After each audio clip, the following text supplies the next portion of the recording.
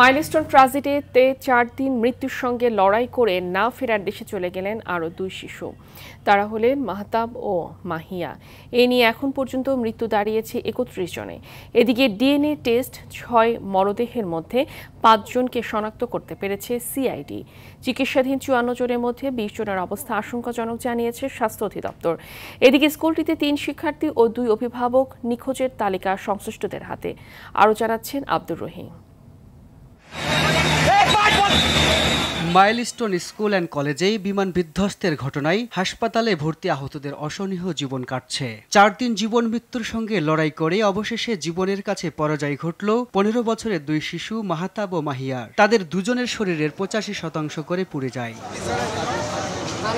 এদিকে পরিচয় না পাওয়া 6 মরদেহের মধ্যে 5 জনের পরিচয় ডিএনএ টেস্টে শনাক্ত করতে পেরেছে সিআইডি। এরা হলেন মারিয়াম উম্মে আফিয়া, রাইসামণি, আফসানা আক্তার প্রিয়া, ওকিয়া ফেরদৌস নিধি ও লামিয়া আক্তার সোনিয়া। হাসপাতালে চিকিৎসাধীন বেশিরভাগের অবস্থায় আশঙ্কাজনক বলে জানান চিকিৎসকরা।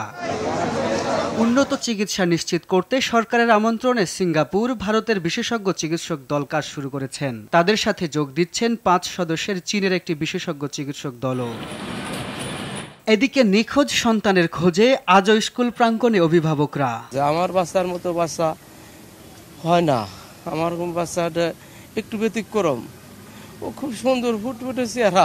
বাচ্চার বাবা, বাচ্চার মা দুজনকে নিয়ে আমরা দেখাইছি, সবই ঠিক আছে, কিন্তু এই আংশিক দাবি করাতে জটিলতা দেখাতে এখন ডিএনএ টেস্টের পর্যায়ে চলে গেছে। এখন এই টেস্টের 7 দিন সময় নিয়েছে। অভিযোগের ভিত্তিতে নিখোঁজ স্বজনদের তালিকার কথা জানিয়েছেন স্কুল কর্তৃপক্ষ। আব্দুর রহিম, RTV, ঢাকা।